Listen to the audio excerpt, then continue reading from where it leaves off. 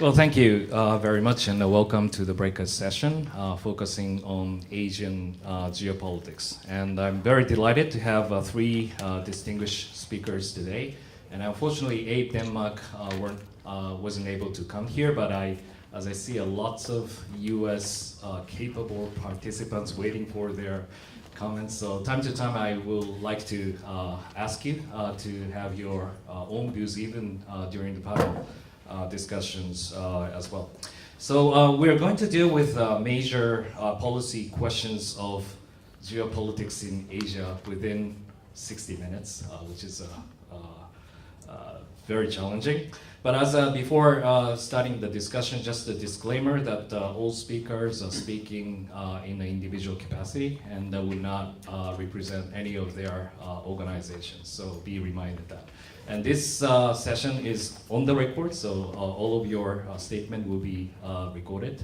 But I hope to forge the as lively discussion as possible. So let me start with reflections. Last year, we were here to discuss how to prevent the escalation of the crisis in Korean Peninsula. And there was North Korea's monthly, if not weekly, basis of the missile launches, nuclear tests, and Washington's responses with the fire and fury. And we had very gloomy prospects of that such a quid pro quo interaction might lead into the major military confrontation. And that was 12 months ago. But this year, I would say it has been amazing developments. And by having an Inter-Korean Summit, and Sino-DPRK Summit, and the Trump-Kim Summit in Singapore. And Kim declared to freeze missile and nuclear developments in return for the United States to offer security guarantee at the joint statement in Singapore. Also, the Trump even said that he fell in love with Trump, with Kim Jong-Un. And Inter-Korea are now aiming to declare the end of Korean War, negotiate for peace regime in Korean Peninsula. So we are in the process of what actually the practical agreements might follow after those historic summit. Well, so let me first ask Chiu Pin, since you're the specialist of the Korean Peninsula, whether you share the optimism of diplomacy currently underway, or the skepticism saying that it is a prelude to another round of crisis. How do you see the situation right now? Thank you so much, Professor Jimbo. And first of all, I would like to thank G1 for inviting me to this conference panel on Professor Jimbo's recommendation. So on whether I'm optimistic or pessimistic about this outturn, I think compared to last year, we are very happy that we are engaging North Korea right now, though the substance are still yet to be delivered. So what are the major sticking points in this socializing North Korea is about? So first of all, I think it's about the process of denuclearization. So is it possible to denuclearize North Korea? I think it is difficult. And I think the international community led by the United States, Europe, and also Japan are still keen to completely denuclearize North Korea. But that is actually almost impossible right now.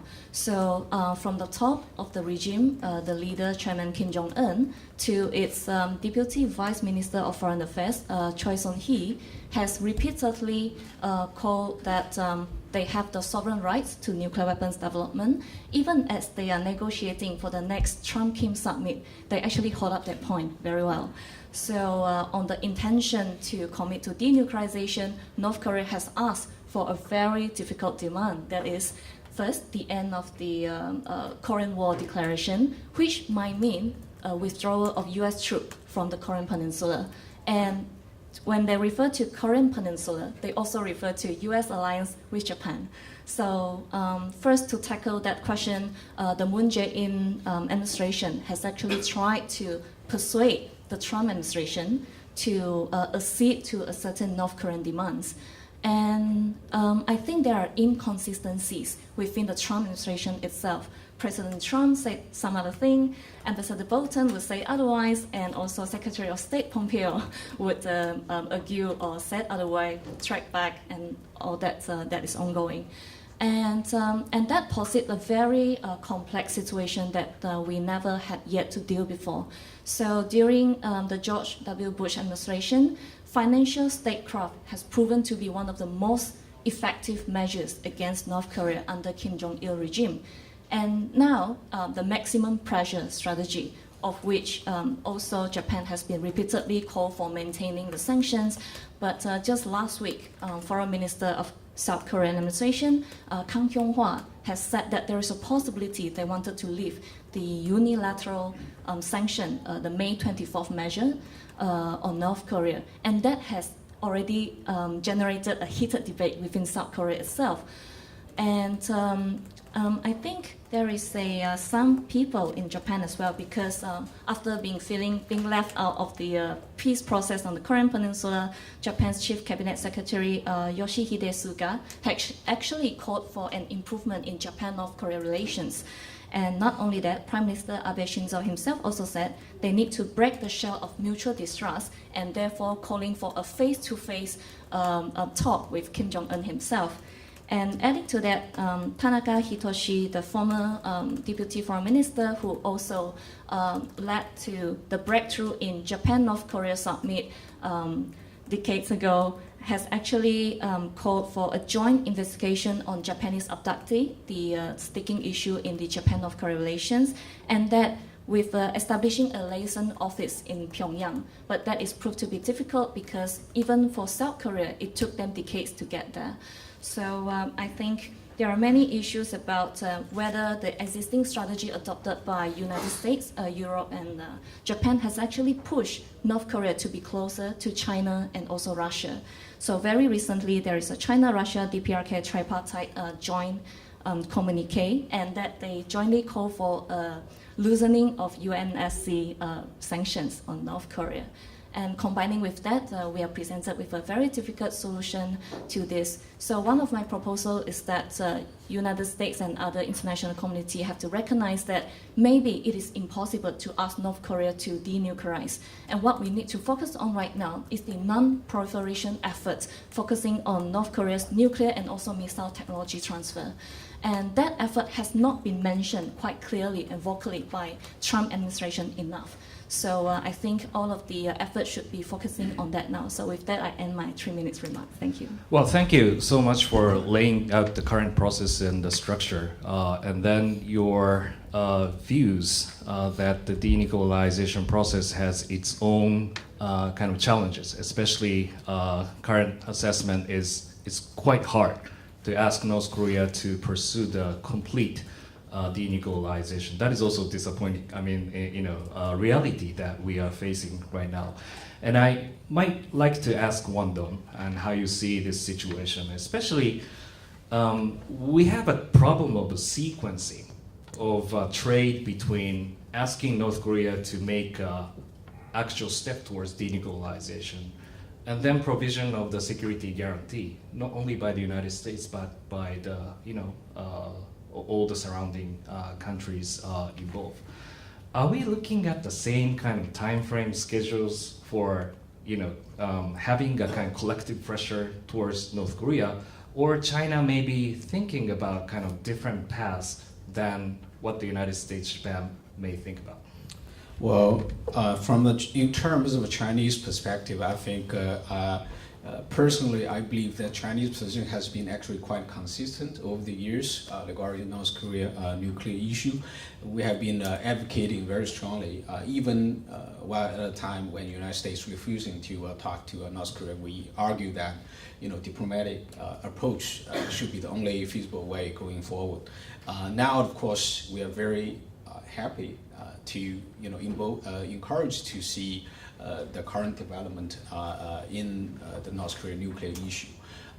But for me, actually, what I'm concerned about is not, I'm sure, personally, I believe that President Trump and his administration really wanted to, although there are some talks in in his administration in the White House. But personally, I think President Trump, he has a very strong sort of will.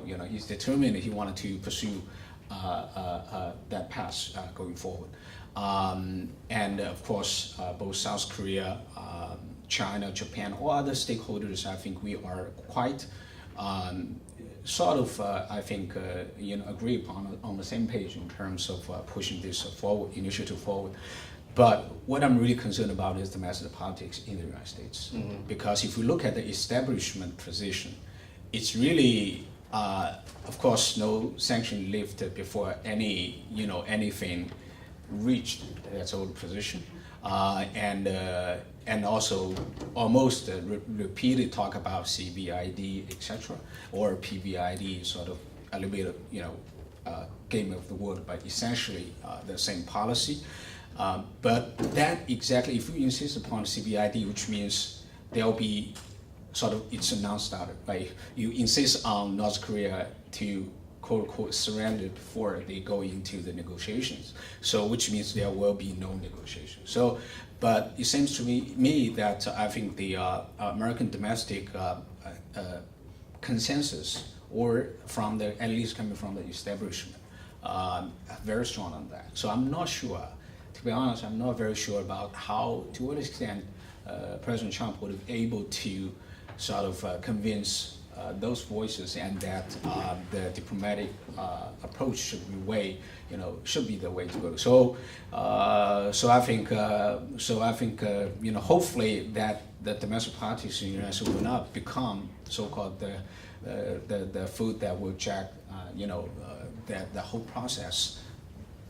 Well, one thing I would like to further elaborate with you, Wang Dong, is that Xu Ping earlier mentioned that North Korea is currently demanding for creating the political confidence through the end of war declaration of the Korean War, and then to go into the process of the peace regime in Korean Peninsula. That was also written in the Panmunjom Declaration, and I think China subscribed to that approach. But the baseline of this, what we are now currently thinking, if that the end of the war declaration is the first step, what is the second and third step demanded by North Korea and also by China? And if we have to fear about North Korea demands come into the status of the US presence in Northeast Asia, that's going to be really the deal breaker on that issue. First of all, I think China is not really demanding anything in this process, because this is essentially something to be negotiated, I think, first and foremost between North Korea, DPRK, and the United States, right? But of course, China, along with Japan, we are all stakeholders. We wanted a peaceful resolution of this whole dispute, whole crisis. Secondly, I think it's a good question to ask, actually. So it would be really interesting. We know that I think the Trump administration is currently working very hard, trying to arrange another meeting, summit between Miss Kim Jong-Un and Miss Donald Trump. So hopefully, I think a lot of the question we are asking will be answered there. And my point is that I think the bottom line is that we have to come to the negotiations with good faith. I think that's most important for diplomacy. If you cannot you cannot expect to get something you cannot get from for instance outside of the negotiation room. If you believe that you wanted to get something that you cannot get it outside of the negotiation room, I think that would be some unrealistic wish. So I think it's very important for the United States, and of course North Korea as well, to be very pragmatic and coming to the negotiation tables with good faith. So the details will have to be negotiated between the parties directly. Right, thanks. Then to Narendra. I also like to come back to Xu Ping's earlier comment that she said, let's change the priorities. Denuclearization may be very difficult to achieve, so then focus on the non-proliferation. It sounds like she's suggesting that Pakistanization of North Korea, and given your vast experience of dealing with non-proliferation in South Asia, India-Pakistan relationship. How do you see the current situation in North Korea? Where we're getting at, what could be the breakthrough? Well, thanks for the question. Is it working? When we look at North Korea, especially... Push it on, I think it's push up. Yeah, that's good. Yeah, it's better now. When we look at North Korea, and of course, you see, to expect and to ask for denuclearization is like asking for the last thing first. And I think the important thing is that, and you made the comparison with Pakistan. I mean, look at Pakistan's nuclear program. Is kind of vastly and deeply supported by China. In fact, the joke in South Asia is that sometimes they have problem because Pakistans don't have enough people who can read the Chinese, because all the instructions on nuclear weapons are written in Chinese. And yeah, that's a very popular joke even in Pakistan. I travel there quite often. So and you see a lot of similarities there. For instance, Pakistan doing what Pakistan is doing with the help of China, Iran trying to emerge as a nuclear power. And if they ever become a nuclear power, they will destabilize the entire Middle East and Central Asia, to the extent of going to the borders of Russia. So my sense is that given the fact now the global gravity center in terms of politics and both economic is now moved to Asia, is firmly moved. Many people in the West are still refusing to acknowledge it, but the fact is it has firmly moved. And it is going to be more and more in the Indo-Pacific region.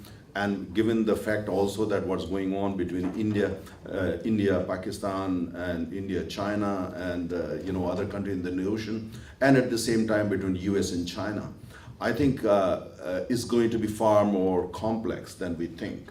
And China may try to do whatever China, at least on the surface, what it appears to be efforts by China to bring North Korea to its quote-unquote senses.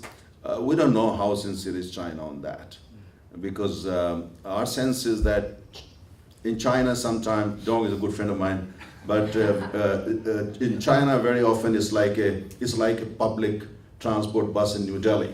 In New Delhi, the bus driver says, I want to turn right, but then in most cases going to actually turn left. So you don't know. Because the way things are emerging, and also given the fact that Iran is working very hard to acquire nuclear weapons, and they may eventually succeed. Not 5 years, 10 years, maybe in 12 years, but they will succeed. And if that happens, and given the fact that Iran is very close to Pakistan, and Pakistan is very close to China, and you can see that kind of the new nuclear Silk Road. And that's dangerous.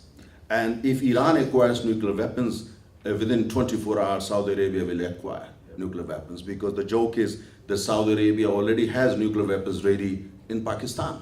And we all know all Pakistani nuclear weapons are actually originally of the Chinese make. Now, so you look at the links. So I think it's going to be, it's good to dream, it's good to be optimistic, but my sense is that countries like North Korea, Pakistan, Iran are strategic assets for China. And given the fact that China wants to be a big power, probably the global power, probably to eventually replace the US, I mean, it's good to dream. I don't think it's going to happen. But so it's going to give a tough time to all those who really hope and wish for a unified Korea and stability in this part of the world. I think Indian Ocean, this part of the world where we are this morning, and Middle East are going to be hotspots for a very, very long time to come. Well, thank you so much, Narendra, for broadening the scope of our discussion to the regional dynamics, and certainly like to come back to this the regional focus in the later in our discussion. But before going to that, Won-Dong mentioned that it is the U.S. politics that matter, and when we talk about the old geopolitics, geopolitical issues are involved. And what really alters from the last year's discussion seems to be that there has been a more deliberate, emerging tension between the United States and China.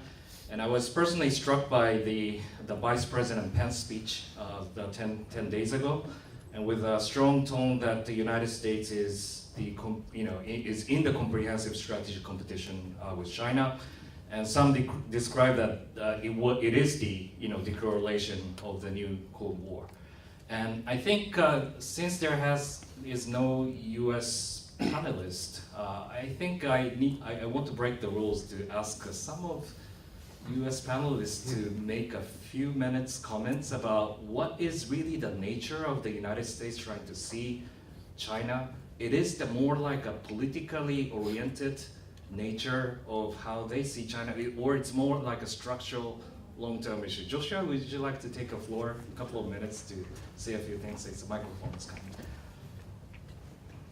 So I'm Joshua Walker, just got in from DC, so I'll apologize in advance. I know there's a lot of other people in this room who could answer it. I'm not going to speak on behalf of the U.S. government, obviously. But just to respond to what I heard here, one thing that's interesting is I do think that all politics is local at the end of the day. Let me just give a small example. I think if the Iran and North Korea situation were reversed, there was an Obama deal on North Korea, then we would be having a love fest with Iran right now. Because I think that right now the kind of modus operandi of President Trump and his administration is everything that had Obama's name on it has to be destroyed. Climate change, Iran, all these things. So that's one piece of it. The problem, of course, is that North Korea in some ways is a much bigger issue. And I think each of you have done a really good job of explaining the broader regional implications. The interesting thing is that, I think many of us in Washington did not want to give President Trump credit for the opening to North Korea. Many of us said the simple fact that he was meeting gave away the leverage that we would have had. Because there was no illusions, I think, that Kim Jong-Un already had weapons. The question was really how far were we willing to go? And the real turning point, I think, last year after President Trump's big speech at the UN where he called him Rocket Man, whereas this year, as you said, he has a love letter from President. So I mean, this complete shift, the 180, is being driven by more or less personal politics, right? This is not about the establishment. There are many people in the Trump administration, I can say with definite certainty, that still are very concerned about what could happen. I mean, when you think about Secretary of State Mike Pompeo's rocky relationship, and the fact that basically North Korea is playing a long game here, they seem to be in a better position because they know how to deal with us.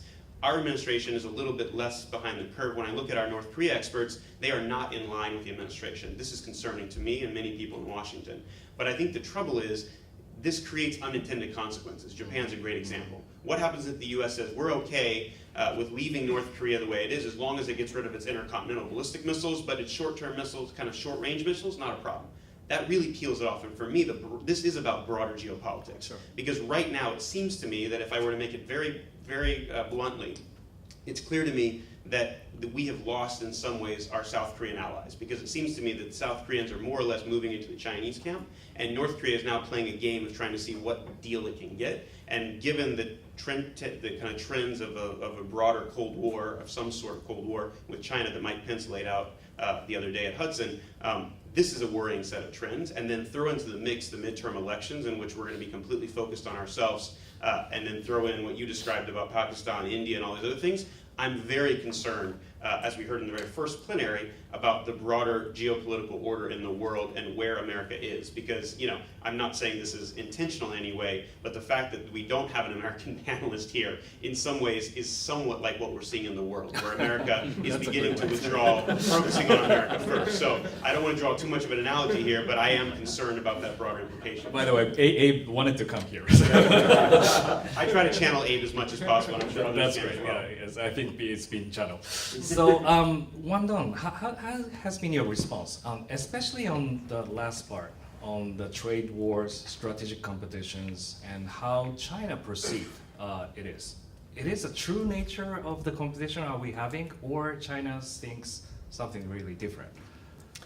Well, thank you very much, first of all, Joshua, for making an excellent innovation on behalf of a very good friend of mine. And actually, myself and colleagues, Ken, and we were joking before we walk into the room that I was also mostly saying the same thing as you said. I think that this is the fact that Abe sort of absence from this panel is a reflection of reality of international politics we are in now.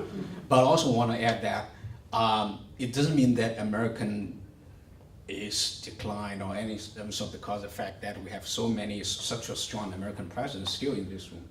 This is also a reflection of international politics. So I think this is very important also to keep in mind. So I think this is a question I think so many people, I think both in China, United States, elsewhere around the world, we are scratching our heads and trying to figure out what's really going on. And are we in Pence, U.S. Vice President Mr. Pence's speech? It's really another sort of it's an iron Iron Curtain. curtain speech. It's a harbinger of a new Cold War or not? I think it's a very complex issue because if you look at the set of issues, the complaints that the Trump administration has been brought up, it's not a new issue. They're not that it happened last night. It's been there for a couple of years, for over the years. Those are old issues. And of course, first, it's very important for us to really think hard about what's really the things, the forces that have driven this almost 180 sort of degree change or shift in American politics in terms of policy toward China. Secondly, personally, I think it's always a combination of structural factor, but also a bit of perceptual or misperceptual or psychological factor. So I would say to some extent, you would argue, well, this is all structural because it's rising power, established power. People, like Professor, I think Graham Allison, talking about scissor trap. It's so popular nowadays. So does it mean that we are actually now on the verge of falling into the scissor trap, or people, talking about new Cold War? Then if we look at the national security strategy document, the Trump administration issued last December, and of course the Pence speech as well, particularly, we do smell a little bit of, I think there are some flavor or smell of the Cold War. I think especially in terms of using a lot of moralistic sort of narrative. It's very different from what we've seen before. But I also want to argue that, at least from my personal perspective, from what I see, I think a lot of misperception about Chinese intention. For instance, the argument that China is bent on pushing the United States out of East Asia and want to establish its own hegemony in the region cannot be further away from reality. I tried very hard to find any real evidence about that. While sitting in China in my classroom, I couldn't. So I think that's, and to be very honest, I think, if we look at the American narrative, domestic narrative about China now, a lot of paranoid actually going on. So sometimes we're joking with my friends back at home. We really wanted the United States to be as confident, at least as confident as before. A confident United States it's good for all of us, and a United States that is less confident and more paranoid actually is not good, because it will then start suspect that, is China wanted to do this, ill to us, that ill to us, and then all of a sudden they sort of become reinforcing narrative, which is become very damaging. So I think I don't know how we're going to reverse that, but I think the starting point, at least I believe, Josh, is that we have to start conversation, more of candid conversation like that. That's very important. That's at least a starting point. Hopefully, I'm not too optimistic about that. Well, I have a personal concern because, as our first session shows, that we were in the globalized world, and everybody was based on the developing strategy based on the liberal international order. Beneficiary was not only Japan, but also China. And in terms of the strategic competition is concerned, we were in the strategic competition for past 10 to 20 years, especially on the security strategic side. That's inevitable. But on the economy, business is interconnected. We are in the interdependence world, and we share the rules of the both trade developments, investments, and so on. And when United States seems to be more determined that this competition is more comprehensive, ranging from security and economy, setting up the high tariffs and banning all the high-tech investments to the United States, and I don't think Japan is playing the same game with China. And then we are still having a TPP, and we have a Japan-EU EPA as well, and hoping for United States to come back and join in the order. But what happened if United States would not? And then continue to have a longer term competition with a very divided strategy, even among the allies. So I'm personally concerned about the alliance decoupling, not in the technical details of the security, but the decoupling of the economic strategy. We are not talking about the trade dispute between bilaterally.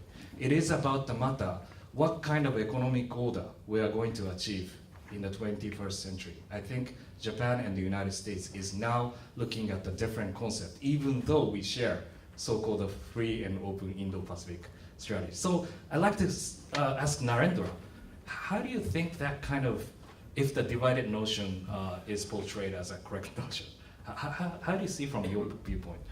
Well, honestly, I'm not too worried about. I think it's important to remember when we talk of international economic order or threat to the existing international economic order and so on and so forth, alliances for that matter.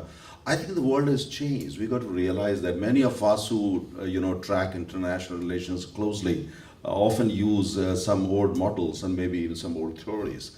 I think things are changing in the sense that your technology has become a major driver, and businesses have become a major driver in the sense that very often some of these companies are actually bigger than the GDP of number of states. Look at, for instance, Apple. Look at ExxonMobil. You think you can completely ignore such strong business entities? And the same goes for a number of companies in India and Japan and I'm sure even China. So I think, but the important thing is that, to remember that this, in a way, if you look at Asia as a kind of chessboard, things are changing fundamentally. And the question is, do we accept those fundamental changes without disruption and say there should be no disruptions? Disruptions are bound to happen. When there's such a massive transition is happening, disruptions are bound to happen. I mean, Dong is a friend and I admire China. China is a great civilization like India, like Egypt, like Greece, and like a number of other countries. So, and we acknowledge that and we like it. But at the same time, I think the problem is that look at Japan, South Korea, India, Australia, the US, European Union. These are all democratic countries. And therefore, they think very differently. Even President Trump, whatever he's doing, depending who I'm talking with, people say, oh, look, don't worry about it. There is, you may think there is madness. No, but there is a method in that madness.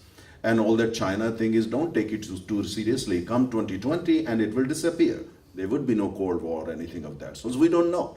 So, but the important point here is the way, at least I look at it and from New Delhi, that Asia is fundamentally Asia is changing, and Indo-Pacific region is now the new buzzword, and which basically means that democracies in this part of the world are going to get together, and even some other countries, they may not be democracies, but they see that, look, they're going to be kind of working together, and they're going to work together, and that will change the face. In China, what actually worries me is this, that three things. Number one is that 3 years ago, 4 years ago, when I looked at China, I was quite happy because I thought, oh, China is opening up.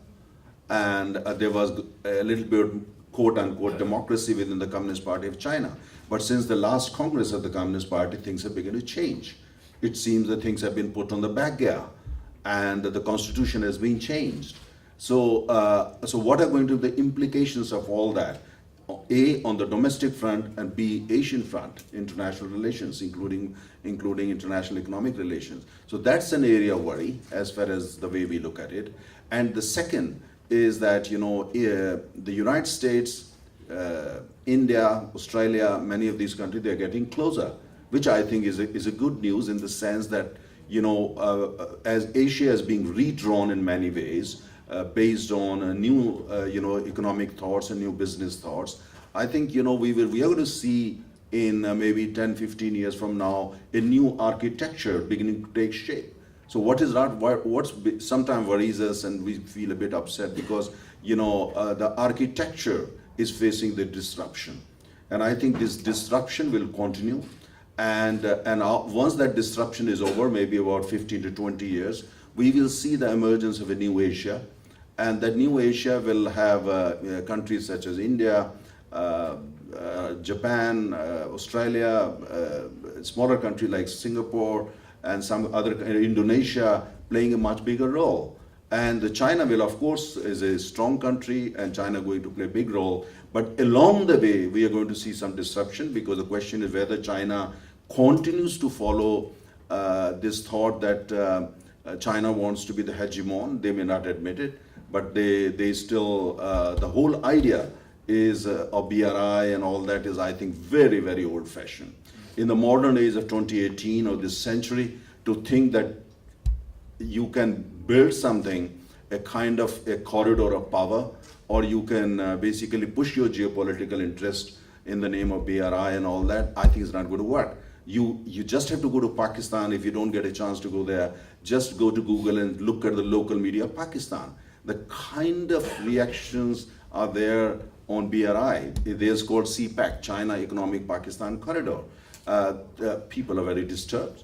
There have been even some deaths, some attacks on the Chinese establishment, the business economic establishment, and the projects and so on and so forth. And the new Pakistan government has decided to scale down BRI or CPAC as they call it in Pakistan. So what I'm saying is that these things, it's a kind of feedback that that China should be using.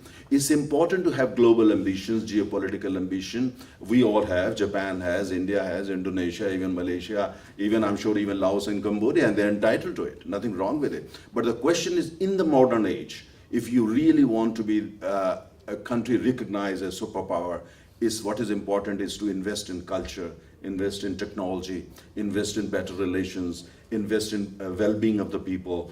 And because, trust me, the kind of world which is emerging, this is not going to be basically a world dominated, or the one who has got the maximum nuclear weapon would be able to rule over. That's not the way it's going to be work. The new world which is emerging is going to be how happy are your people, how free are your people, how true is your democracy, and how much you're respected by the ordinary people around the world. I think the new world is going to be a fascinating world, and I personally feel countries such as Japan, the United States, India, and even Indonesia, they have an edge over many other countries. Well, Narendra, that was very encouraging statements, and I know Wondong has to say a lot of things to respond. but before that, Jubin, you're a Korean expert, but you're also from Southeast Asia and Malaysia. And Malaysia has just gone through the election, which has been interpreted by many that has been the response to the Chinese influence that region. And that also spill over to Maldives, probably Pakistan, as Narendra has mentioned. And also, the Southeast Asia has been the region where historically do not want to be dragged down to choose between United States and China in terms of the strategic decision they will make. So how do you assess the kind of the so-called the comfortableness or the in the way to strategize the ASEAN's way making forward by looking at the current tension between United States and China and the diversified approaches that Japan, United States, and China try to reach out to Southeast Asia? Thank you so much, Professor Ken, for raising all these very important questions. So just like what Mr. Narendra has actually pointed out about disrupting a new regional order in the 21st century, I think what many people has often overlooked is the fact that ASEAN has been the anchor or the foundation for East Asian regional architecture. So institution platforms such as ASEAN +3, ADMN+, East Asian summits, although a lot of criticism has been held against all these initiatives as just merely a talk show, but at least they provide the platform to talk. And ASEAN has already celebrated its 50th anniversary as an institution. So a lot of discussion is within ASEAN right now. Can we move forward from being a mere talk shop? So this is why when Singapore finally hosted the US DPRK Summit, we think maybe this is time for us to play a greater role. So the ASEAN Regional Forum, ARF, may be experiencing a kind of a transformation. But I personally think that Southeast Asia knows that we are a group of smaller powers. So I think South Korea, because I'm studying the country's foreign policy, I think we face a similar dilemma in terms of the US and China's geopolitical competition. So as Professor Jimbo mentioned about the Belt and Road initiatives, even though the new Prime Minister Tun Mahathir has publicly announced the cancellation of 3 major projects, but actually on the ground, other China investments are still ongoing in Malaysia. So, and that is also actually the case in Pakistan, although there are many worries and concerns about the CPEC, but eventually all these smaller countries, especially like Laos, Cambodia, they need tremendous investments. Japan actually remained the top investor and aid donor to ASEAN countries, and but I heard worries as well about China is fast catching up and how Japan should deal about it. So I think the quality partnership for infrastructure development that Prime Minister Abe has announced back in 2015 is a kind of a countermeasure, but actually it's not something new because Japan investment in this region has been for a very long time. So what smaller countries and also even other middle powers such as South Korea, Australia, India, for instance, in what I call a pivot to Southeast Asia. Even though we talk about a Indo-Pacific strategy right now, the focal point between the Indian Ocean and Pacific Ocean is actually Southeast Asia. So South China Sea again is the focal point of which we see there are some tension brewing over the freedom of navigation. But actually, if we ask those of us who are in the region and how do we look at the tension over South China Sea, actually it's pretty much peaceful or stable because ASEAN China has already reached a draft commitment to the South China Sea COC. So and that itself shows the commitment from the smaller powers, and we are not actually siding with China per se. We have been always carefully to craft an equidistance between all great powers. So yeah, that's my thoughts on that. Thanks, and I'll give Won-Don a minute and a half before getting into the Q&A. Thank you, thank you. Well, I think our debate now is getting really heated and become very interesting. Again, thank you, Narija, my dear friend, for making a lot of interesting points. So I feel that I perhaps sort of would like to take some opportunity to respond briefly in kind. Number of questions.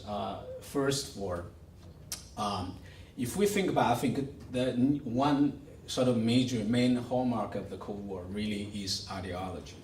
So if we draw different camps based on ideology, say, oh, we are democracy, you are non-democracy, therefore we belong to different camps, and everything will be based on our policy strategy will be based on that. And then we are sure, you will know sure that we are in the Cold War. So my first point is that I think we should maybe try our best to avoid sort of this way of thinking, line reasoning, draw sort of lines, divide wood into different camps based on ideology. Second point, Narija, you may remember we actually had this little debate last year here in this room. Also, we sort of debate about definition about democracy. I remember. I'm not going to repeat what I said last year here in this room, but basically my point remains the same. I think I'm a professor of political science, and we teach political philosophy to our students. We know that there's no unified definition of democracy. There's nothing like the assumption that only American style of democracy is the only liberal democracy, so to speak, and therefore everyone else, China is regarded as a non-democracy. I think that's a too rigid of conceptual framework, I have to say, from a political scientist point of view. Okay, sure. I will try to finish maybe in a second, maybe if not 1 minute. And then BRI. I think BRI, it's not really, it's about connectivity. So it's not even China's BRI. It's about everyone coming together. How to improve the connectivity of the world.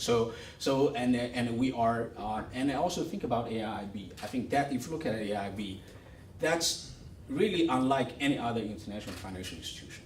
So China and other partners, we are talking about multilateral approaches, how to do BRI. So I think they are, and also final point about reform and opening up. This year is the 40th anniversary of the reform and opening up of China. The only point I wanted to stress at the end is that I think China is fully committed to reform and open up. And if you look around the world, in comparative terms, if you can find one ruling party that is more determined to committed to reform, than the Chinese Communist Party, it's very hard actually. Look at the United States. Everyone knows that a lot of things need to be reformed in the United States. But Josh, you're here. Can you say to us it's very easy to move forward reform? No, not because domestic policy and everything. So you have the polarization, right? So I think it should be commended that the Chinese government and the party, they are committed to reform and lastly opening up. So why on earth that BMW wanted to put now, just the days ago, billions of dollars to set up new plants manufactured in China, and also Tesla as well, billions of dollars. So which means that China's continue to open up, and it will continue to provide, I think, a great opportunity for all of us to work together. So I think that also Chinese commitment. We are fully committed to continue to open up and reform. So my dear friend Nerzi, you can rest assured. I can need only 15 seconds, literally 15 seconds. 10 seconds. You see, just very quickly, I'm not a professor, but there is only one definition of democracy. There are not many definitions.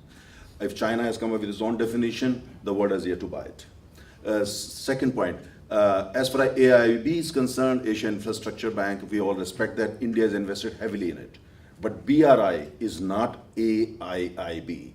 BRI is your own thing. It's not international. It's a Chinese thing, and many countries are finding it difficult to deal with it. A smaller country, Laos and Cambodia, are just too small, too weak to resist. But just go to Pakistan on the ground and see what's happening. Thank you. Okay, finally, let's open the floor, and I'd like to collect 3 or 4 questions all together. Let me go first to Paul, and then here, and then Funabashi-san, and there, and probably Ohara-san. Please limit your comment within 30 to maximum 60 seconds. All right, I'll start counting backwards. 2 quick comments. One, back to Korea again. They have about, you're really putting pressure on. They have about 60 nuclear weapons, they have biological weapons, they have chemical weapons.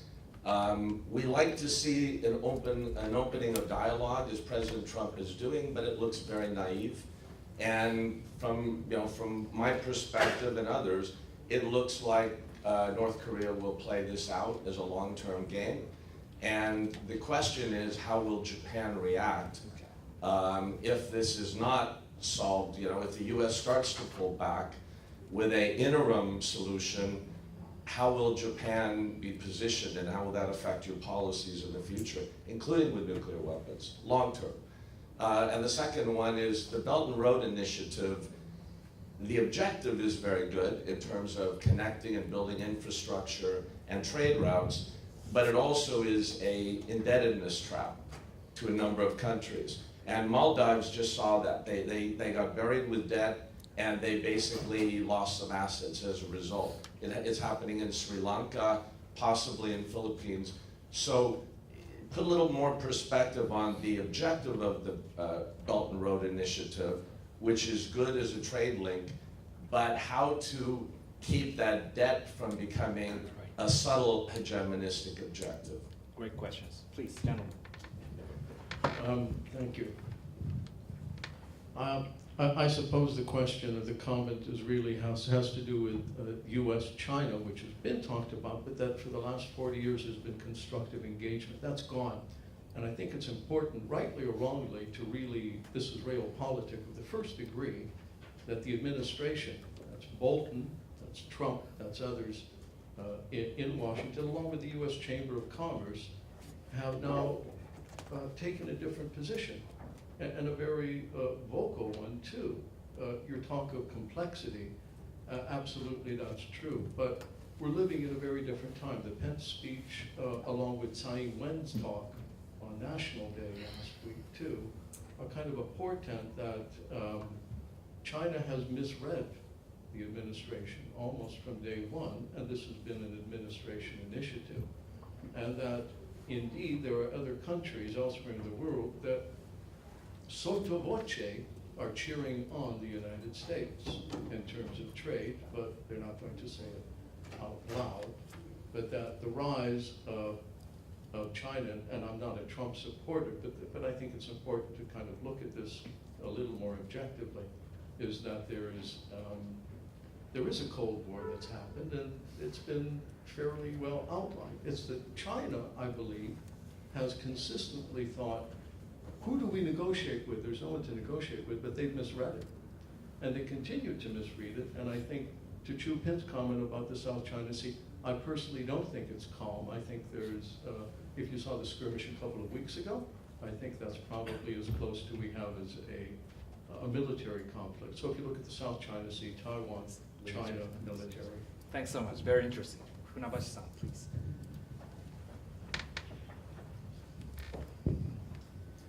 Thank you. I have a question to Professor Wang. Anton, you have articulated and illuminated a lot of points. I really appreciate that. My question is that I agree to what you argued. We should avoid the new Cold War emerging. We should avoid making the world into two camps. In order to do that, what do you think that the Chinese government should do? How does, related to this question, I think that in my view, there have emerged a lot of resistance to China's effort to expand BRI, whether it's in Pakistan, Nepal, Sri Lanka, you name it, a lot of countries. If you were advisor to President Xi, what would you suggest? What do you recommend what China should do to turn around, to really convince the world that China's BRI also should be very much beneficial, conducive to them? Okay, lady, sit in the middle. You have the microphone, so make it very short. Hi, I'm Nancy Snow, and I have a PhD in international relations. I'm here as a media today. I think when it comes to international relations, we need to think about people. So much of our conversation is Washington-centric, or it's the new Cold War, and we're forgetting that a lot of what's driving politics now is public diplomacy. It's soft power. I think this is speaking to your point. So I'd like to see that addressed, because part of the rise of Trump, we may not want to admit, has to do with his anti-establishment cause. And people are getting sick and tired of the so-called experts in international relations. They want a bottom-up, grassroots approach. So I'd like that addressed. Thank you. Thanks. Ohara-san, please. Thank you, Chair. Very simply say, China wants to be a member countries which can design world order, I think. And United States started warning the China threat, and we are using the world like the sharp power, it is the authoritarian influence. But actually, the measure of the sharp power, like the public diplomacy, but using the illegal measures or the force somebody. But if we need to accept the challenge by China, but only by discussion, how to define what kind of behavior can be accepted or we deny? Very good. So final question by the gentleman at the back. Please. Make it short. Yes, can you hear me? Yeah, just a couple of points, and I have one question and one scenario. Robert Zoellick, back in 2005, made a suggestion about the United States holding out his hand to Beijing to be a responsible stakeholder in the world. And the view right now from Mike Pence and the Trump administration is that that is over, okay? And just a few weeks ago, there were a lot of articles in the Washington Post and New York Times about the United States taking a more aggressive approach to China. And to concur with the gentlemen over there, the incident in the South China Sea and also in the East China Sea, those are real. Those are real. And I do honestly see that the United States is being more aggressive. And why are they being more aggressive? Because basically they see a shift in China's behavior. Going back to the second question that I wanted to ask concerning the denuclearization in North Korea, obviously it's not going to happen. But what you're starting to see is that if there's a joint statement between North and South Korea to actually integrate both countries and end the war, here's a scenario. The scenario is that you won't get rid of the nuclear weapons, and then you have a one Korea, and then you have a nuclear state. How does China and how does the United States act within that regard? Because then because China doesn't want 2 or 3 million North Koreans flooding their gates and coming into their country. Okay. Thank you very much. And the time is quickly running out, and I only can give you 1 minute each to answer to lots of questions. You can be choosing some of the questions that you like to answer, and most of the questions addressed to Won-Dong. So please start with you.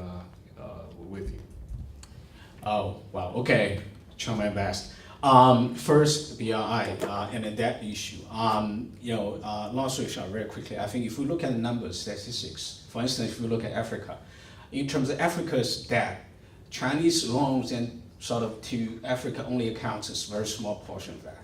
So majority of that, over 90% are actually coming from Western countries, international organizations, etc. So I think that number itself shows that that really a lot of exaggerations going into that kind of narrative. That's point number one. And Mr. Funabachi's question, actually, I appreciate that you were agreeing with that we should not divide the world into camps. Otherwise, I think Prime Minister Modi should refuse to meet with President Putin, right? So we should not, I think, conduct international politics based on ideology. What's China, and also thank you very much for giving me such an honorable and heavy responsibility. It will be very difficult challenge for me to think about how to advising our president. But I will try my best. I think first and foremost, most important thing, I think China is to send a signal, very clear-cut signal, a crystal clear signal to the outside world that we are fully committed to reform and open up. And to a great extent, I would argue that this is precisely what the Chinese government is currently doing. Lastly, in terms of, for instance, how to improve BRI, my one suggestion would be, think about more creative approaches such as multilateral approach. For instance, we are now wanting to actually, China and Japan and many other partners, we are trying to think about how to so-called a third-party approach or multilateral approach and make it more transparent. And basically, bottom line is that we have to create a stable expectation for the international community about the policy and behavior, policies coming from China, behavior of China. I think that's, and also send a signal that together China wanted to pursue peaceful development of the whole world. Thanks. Narendra, your final word. Yeah, very quickly. Okay, very quickly. We need to end now. Yeah, just give me 1 minute. You see, I think we don't need to be unnecessarily worried. In 20 years, Asia is going to look very different. China is going to grow even bigger. Indonesia is going to grow. Vietnam is going to grow. And India is also going to be, in 20 years, about $12 trillion economy. On nominal basis, on PPP basis, $19 trillion economy. So that's what's, how New Asia is going to look like. And Asia is going to be multipolar. Let China try Asia to be unipolar. That's not going to happen. It's going to be multipolar. And it's going to be in the interest of China. BRI, I think China must listen to what others have to say. We respect you are entitled to it, but they must listen to what other countries, other people have to say. And my final word is ideology. Of course, each country, India and others, they are entitled to their ideology. Is internal matter. But I personally feel that the future in Asia, Indo-Pacific region, belongs to democracy.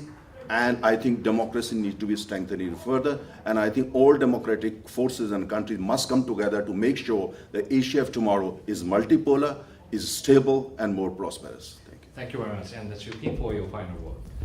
Thank you. So just to add a statement on the Korean Peninsula issue, I think the declaration on the end of the Korean War would not mean that North Korea would stop its nuclear weapons and also missile development. So that's separate issues. And what's more, chemical weapons produced by North Korea has been found used by the Assad regime in Syria.